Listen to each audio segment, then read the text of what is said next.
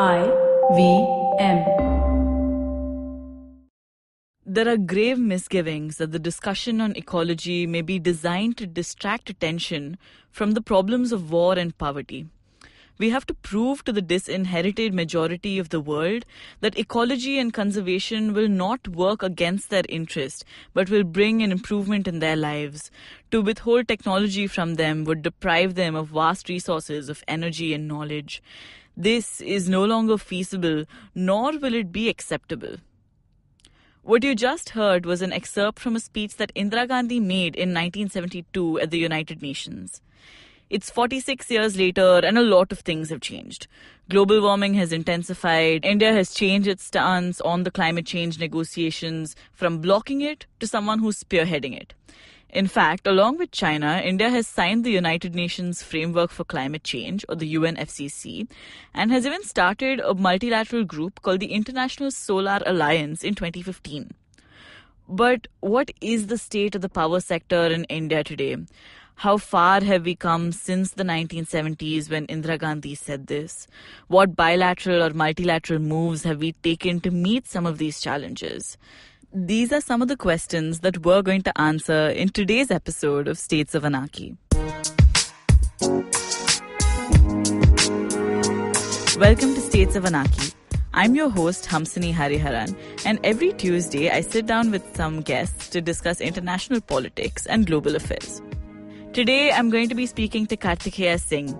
Kathikeya is the Deputy Director of the Wadhwani Chair in US-India Policy Studies at CSIS. He served as an advisor and a negotiator on behalf of the Republic of Maldives for the UNFCCC. And earlier, he also worked at the US Department of Energy, where he supported and managed US-India and US-Pakistan bilateral energy cooperation. But before we begin, let's take a short break to see what else is happening at IVM. Hello, everybody. Welcome to another awesome week on the IVM Podcast Network. If you're not following us on social media, please make sure that you do. We're IVM Podcast on Facebook, Twitter, and Instagram. Please do. With the upcoming election season just around the corner, in case you really wanted a deep dive into some of the issues that matter, you should check out some of the shows on our network. Shows like Ganatantra, The Seen and the Unseen, The Pragati Podcast, Puliyabazi, and even How to look into some of the issues that really do matter.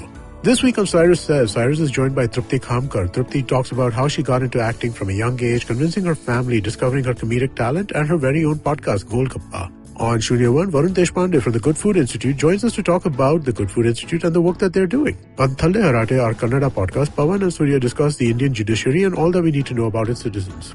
On Paisa Vaisa, Anupam hosts an hour-long special with Anil Gilani, head of passive investments at DSP Mutual Fund, and Mukesh Agarwal, CEO of NSE Indices, India's largest index and index service provider.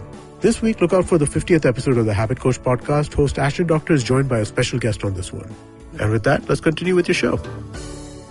Welcome to the show, Kathikeya. Thank you for being here. Thank you for having me. I was thinking about the main topic that we're all talking about these days, the rising oil prices and the whole mirage of things that it leads to.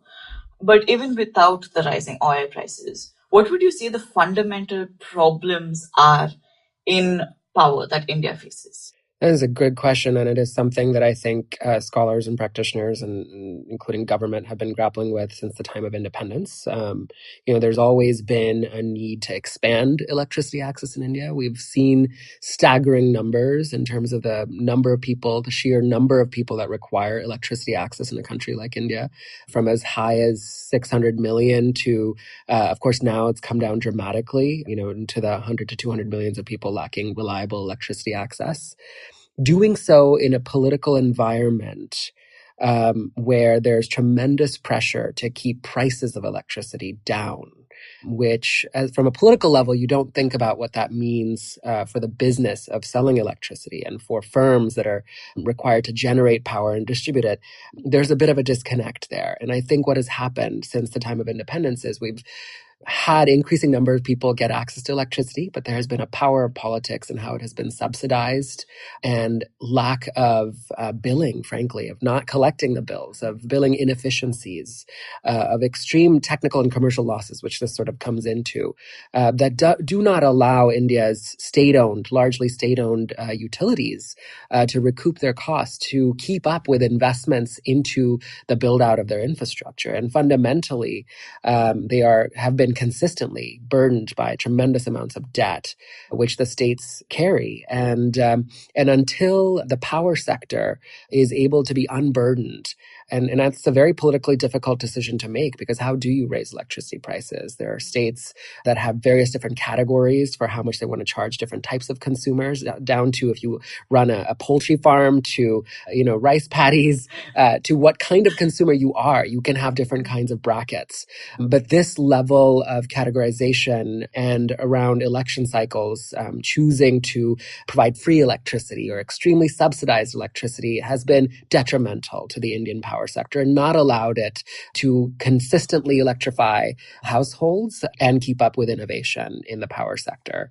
So I think the linchpin of the challenge of India is to be able to transform its electric grid at the same time as providing access to more people to electricity. We're talking about in a magnitude of roughly half the size of the US population that still requires electricity access in India. And this is despite us saying that all villages have been electrified and so on. Well, and that's where there's a little bit of nuance in what that policy means, right? And if people have read the Electricity Act, you can see that there's a very small line in there that says, only 10% of households in a village have to have access to electricity for the entire village to be considered electrified. So we can say, yes, 100% village electrification. That can be a reality. Whether or not it's reliable is a different question and is subject to all sorts of other constraints and relative amounts of generation supply, fuel stocks available, etc.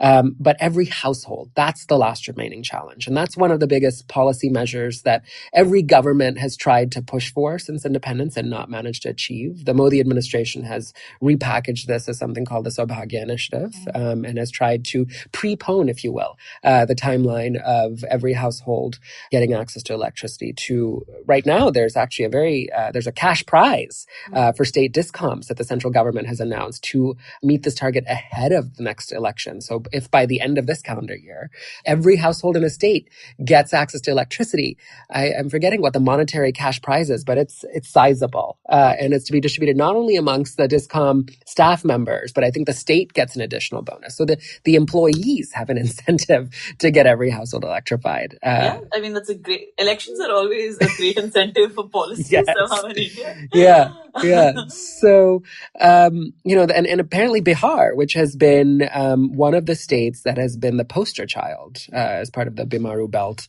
in lacking access to all kinds of services and indicators, electricity being one of those very fundamental ones, just announced this last week that they have achieved universal electricity access. And that's remarkable, if true. Ground truthing is, I think, always required. And I know that that's something that people in the media in India have managed to do. And this is where reliability matters. Even I've done my PhD field work in energy access in India and been to some of the villages in Bihar and seen the power politics there. But getting access to electricity for every household, figuring out, actually implementing the reforms under the Uday scheme for a power sector, and integrating vast amounts of new renewable energy into the grid are, I would say, the fundamental issues that the Indian power sector needs to unpack and address. So that's where we are. Okay. So India has its own set of problems that it's trying to grapple with. What's happening on the international stage? Because power is a problem that a lot of countries also deal with. Yeah. So what are some of the problems on international, multilateral, bilateral levels that India also has to take into account? Yeah. So on a multilateral level, one of the things that, and I'm going to put on my former hat as somebody that was working in the U.S. Department of Energy, covering the U.S.-India bilateral energy portfolio. One of the things that we were very keen to see happen was that India becomes sort of an associated member country to the International Energy Agency. And the International Energy Agency came to life in the 70s as a response to the oil shocks, as an energy security measure. And for a long time, it only included OECD members, but increasingly the energy demand and the security of the global energy supply is going to be governed by countries like India and China and Indonesia and others. The consumers. The consumers. And this this requires a level of transparency in sharing of data, things that I know are very tricky in India for even the central government to figure out. I mean, if you, as somebody who works at a think tank, you understand that data is getting access to data in India and all kinds of things. It can be a bit of a mixed bag. You know, there's different figures out there. There's state level agencies, central government. And I know that there are people working hard at work on this. But on the energy sector in particular, facts and figures are sometimes very hard to get. And so one of the things that in becoming an associated member country to this, which India has finally done, is to help increase the level of transparency in those figures. Because when we have the transparency, we can be a more globally secure on the energy front. And for a large country like India to come into that fold is significant. So that finally did happen. And of course gives you access to all kinds of technical expertise and technology transfer options and things like that, as well as being a part of that forum. The other big multilateral forum which has an impact on India's energy policy and its relations to other countries is the UN climate negotiations, the United Nations Framework Convention for Climate Change. And here is where India is a fantastic case for anybody to study. And I need to give special recognition to one of my former institutional homes, the Center for Science and Environment in New Delhi. No, this is Sunita Narayan, Anil Agarwal, who used to be the head there. In the 80s, they came out with a very significant document, a report called Global Warming in an Unequal World. It was in response to reports coming out of developed countries, including the US, that it wasn't carbon dioxide that was going to be the biggest problem for climate change. It was going to be methane. And methane is a worse, more polluting greenhouse gas. Methane comes from rice cultivation and having livestock, things that countries like India and China have a lot of. So indicating that, these countries are also to blame, created kind of a reaction to us versus them. And India played a very proactive role in shaping the global South's perspective on who should take a leading role in taking action for climate change. And that India should have the space, the political capital and the space to emit more carbon, which means more fossil fuels rather than having to transition to more expensive renewables. And that was the narrative that they stood by for decades. And I think at some point as India's economy really took off, you were talking about 7-8% growth per annum, there was beginning to be an understanding that India's economic security was going to be underpinned by strong ecological security. And when you have ecological security threatened by climate change, when you have a country like India whose monsoons are going to become increasingly erratic and unpredictable, as we've been seeing, that's going to have an impact on the country's GDP and the economic growth rate. And if that means that India needs to start being more proactive and thinking about climate solutions, and as a center of innovation and leading in that space, they need to start taking measures. And so through the late 90s into the early 2000s, we saw a significant number of measures starting to play out domestically in terms of policies being created, energy efficiency standards coming up, emissions trading and energy efficiency coming up, the constitution of a national action plan on climate change and a prime minister's council on climate change to start with, to actually start to seriously shape the narrative of how India should take action. The solar mission, which came about, which was the first big breakthrough of saying 20 gigawatts of solar by 2022. And this was being influenced a little bit by what was happening in the international space, but mostly just because of the ecological security and economic security link. But and then we also started to see states taking lead in different ways. And Prime Minister Modi, during his time as Chief Minister of Gujarat, did create the first Department of Climate Change. Later it was shuttered, but he did do that. He wrote a book on climate change. He started to leverage existing infrastructure works like canals to have solar deployed on top of them, thereby also bringing down the evaporation of water from the irrigation source. And so when he did come into power in 2014 with BJP majority in the Lok Sabha, I think leaders around the world wanted to seize on the opportunity of a potential climate and energy champion, particularly administrations like those here in the US. President Obama, who had come into office in 2009, who had a big climate and energy platform, and getting India into the fold in the climate negotiations as a yes, we can, was seen as a big get. And it was very important. And so that became one of the strategic relationships between the United States and India over the several years. But with the narrative that's shifted, right, with the US now looking to back out of the UN climate negotiations, with China saying, no, we will firmly stand by them. What has been the shift in narrative with India? Between the US and India? Yeah. Well, a couple of different things have happened. A couple of different things that were already in process, but maybe weren't, the optics of them wasn't as emphasized as before. So the United States and India have been having a very constructive US-India energy dialogue for well over a decade. And it spans technology cooperation areas like nuclear, coal, oil and gas, renewables and energy efficiency, and data best practices and things like that. Sustainable growth was the working group, as it was called. So we were already working in a range of areas. Now, with this administration, of course, signaling has been a little bit anti-climate, a little bit pro-fossil fuels and nuclear. So some of those things have come back to the fore. We, as the United States, had wanted to support India in the creation of strategic petroleum reserves. India is doing that anyway with other partner countries like UAE. But one of the biggest things is that the U.S. started to export oil and gas. And those regulations were lifted here. And there's already a trade deficit between the United States and India. So to be able to sell oil and gas to India, which has started to happen, is seen as a mechanism to bridge some of that trade deficit as well. So the optics of, we want to assist India in oil and gas. There's a gas task force that's been developed. The whole relationship has been recast as a strategic energy partnership. Renewables is still one of those pillars in there.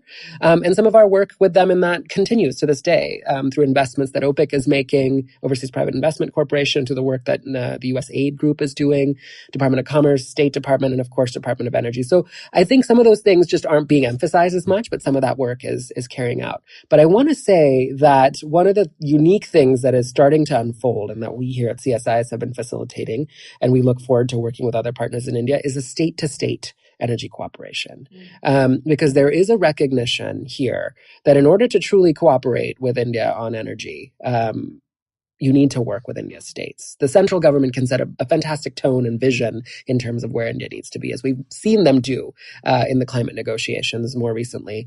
But in order for people to really partner with them, it's the states that need to come on board. And the same can happen here. So with President Trump backing out of the Paris Agreement, we've seen a whole number of U.S. states come out of the woodwork saying, no, we're still in the agreement. But forget the agreement. We're seeing a number of states that may not have seen the Paris Agreement as something that they favored, can see international energy collaboration in a whole new light than they perhaps might not have with the previous administration. And so we're talking about states like Nebraska, Missouri, Florida, which is quite threatened by climate change and rising sea levels, in addition to, of course, the likes of California. But we're particularly excited about states like Montana and Colorado and some of these others that are coming out of the woodwork to say, actually, we might be able to partner with India on energy. And if India wants to work on renewable energy efficiency, we're there. We have technical expertise. We're interested in commerce in this space. And I think that's exciting. Yeah, it is. And it would mean so much for cooperative federalism. Exactly. And the fact that states can play a more active role in foreign policy and also meet their own needs. Yeah. At this point, let's take a break. Hi, my name is Anupam Gupta. I'm B50 on Twitter. I am the host of Paisa Vaisa, the show that talks money.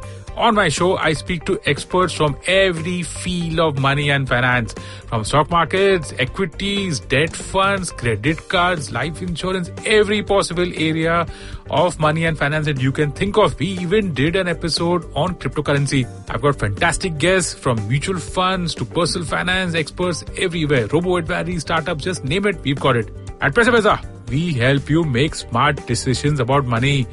You work hard for money. Now make your money work hard for you. New episodes out every Monday, and you can listen to my show on the IVM Podcast app or any other podcasting app that you have. Paisa Vaisa is brought to you by Paytm Money. And we're back after the break.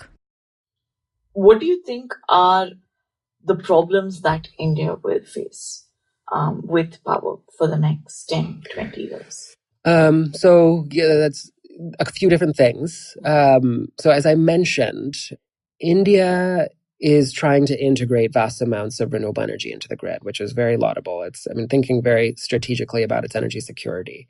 So we're talking about a target of 175 gigawatts of new renewable energy from sources like largely solar, good portion from wind, some biomass, and some small hydro. Now, this has specific challenges. When you try to bring energy sources that are that sort of peak at certain times of the day, if the sun is shining, if the wind is blowing, it can create a flux of electrons into the grid. And they need to either be used immediately or stored somewhere. And if you're not storing them somewhere, and you need to use them immediately, as current regulations require through merit order dispatch, that renewable energy sources must be used first. And some states in India are trying to push back against that because it can mean slightly more expensive electricity from those sources than cheaper coal. So in India, they need to figure out how to store some of these electrons from renewable energy sources. And there are some pilots that are playing out right now that are very much under construction in places like Gujarat, Andhra, and Haryana. So that's something, energy storage and integration of renewable energy is one of the challenges that India will need to sort out.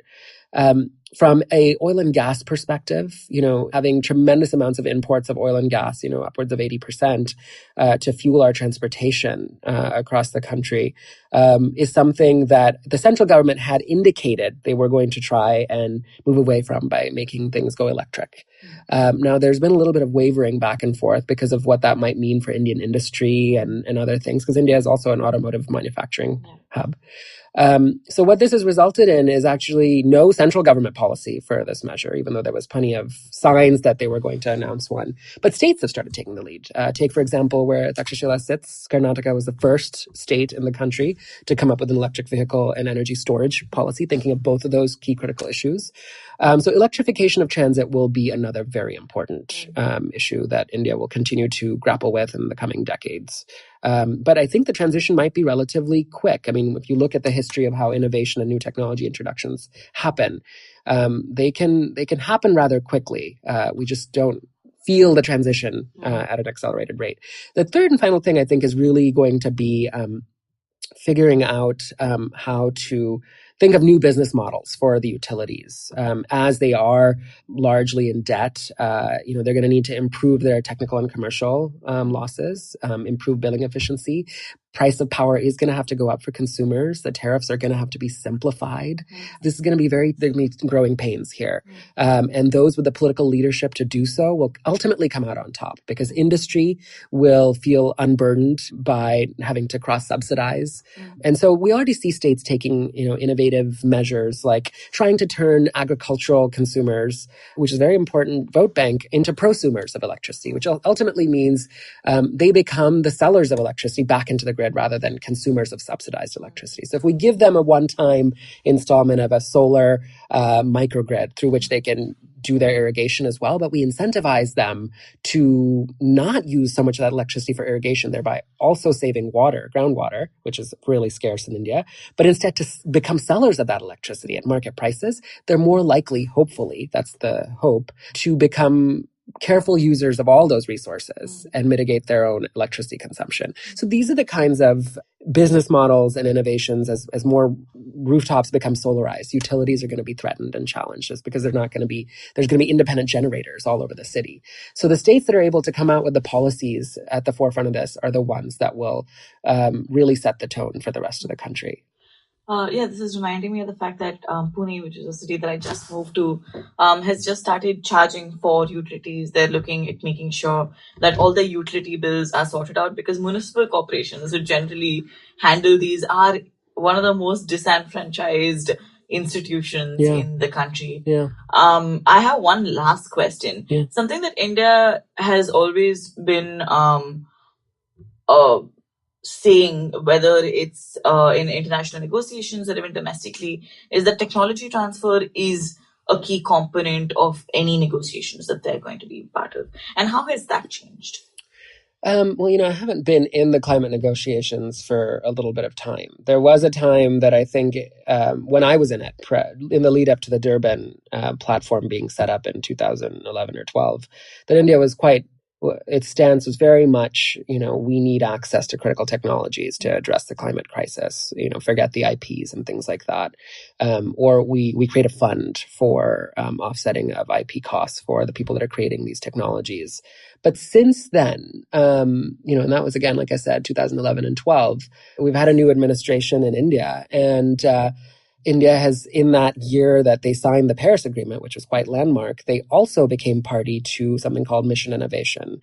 And this was a collection of 30 global economies, 30 of the most important global economies coming together to basically declare that they will double their investments in clean energy R&D.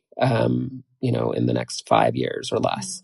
And what this exercise resulted in was sort of an assessment by the Indian government of what all their different ministries that are in this space, and there are plenty of them, that's one of the challenges, are actually how much funds they're actually dispersing for clean energy R&D. Keeping in mind that we have tremendous research and development capacities and engineering and intellectual capacities in India, but how is it being funded to be innovators of new sources of technology?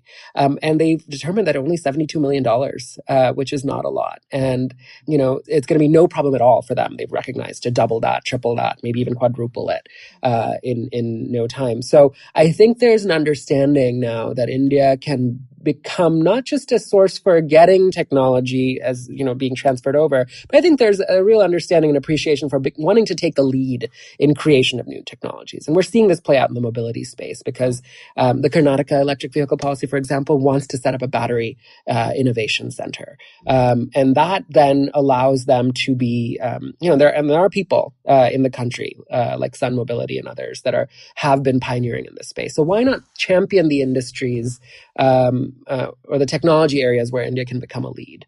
I think that mind shift has shifted. And I unfortunately don't know how that's playing out in the International Technology Transfer Working Group, or if that even still exists, because I'm not in that space. But I can tell you that the optics coming out on technology are much different. All right. This is just the last thing that I'm going to ask, which I ask to all my guests generally. What is one book or one reading that you recommend if people want to just know more about climate change or energy? What is one thing that people should read? Well, if you want to know more about climate change, I would read the latest report that the IPCC has just released. It is quite terrifying, and I think rightly so. I think, models have been conservative in terms of where we thought we would be in terms of climate impacts, and how much time we thought we'd have to really transition our energy and, lifestyles and things like that, and the way we do development. So I recommend everybody read the latest IPCC report to grapple with those challenges. On the energy side, I find most helpful, of course, reading central government documents is one way to get your source of information. But I think, and you can do a little bit of searching for this, but to really understand what states in India are grappling with on energy, you can find the minutes of the meetings of the Conference of Power Ministers that have been happening on a relatively quarterly basis. They're available online. The Ministry of Power has been making them available. And you can see which states are bringing up what kinds of issues. And it's just fantastic because that gives you a real granular perspective in the energy issues that India is undergoing. All right. Thank you so much. Oil prices have gone up every day since I recorded this podcast with Kathikeya in early November. Oil imports are only going to go up with what's happening in the Middle East. There's been no policy on behalf of the Union government regarding the use of oil. There are also reports that the European Investment Bank is looking to invest more than 600 million euros in wind and solar energy products. So renewable energy is something that we're going to have to look more to in the future. But that's a topic for a different episode. That's it for today's episode of States of Anarchy. If you liked what we said, or if you disagreed with everything that we talked about, you can reach out to me on Twitter, where my handle is @HamsiniH, or on Instagram @States of Anarchy. You can listen to States of Anarchy on the IVM podcast app, website, or wherever you get your podcasts from. I'll be back next Tuesday.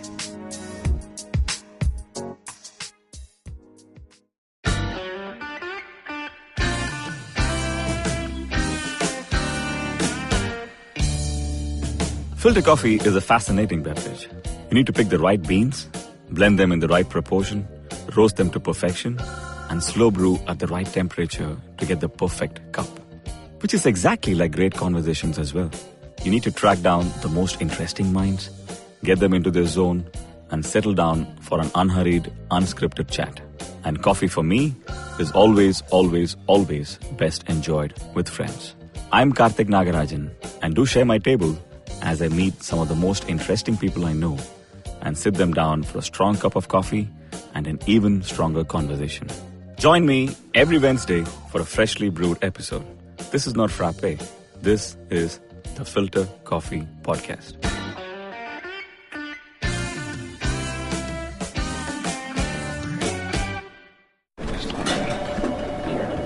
Hey Amit, what do you think about starting a dating podcast? To be honest, I think that idea is kind of garbage. Sure, just like dating then. Oh, we could call it dating as garbage. We could talk to people about their sad dating lives. Okay, I'm not so sure about that. And we can discuss our terrible sex lives. Okay, definitely not that. We could talk about how there's no such thing as love and it's all a load of crap and nothing can ever truly bring meaning to our lives. Okay, you might need some help there. Alright, it's a yes then. Dating is garbage. Every week, we break down all things from dating apps, social media, texting, calling, dating rules, and more with some really cool people. Episodes out every Thursday on the IVM Podcasts app or wherever you get your podcasts.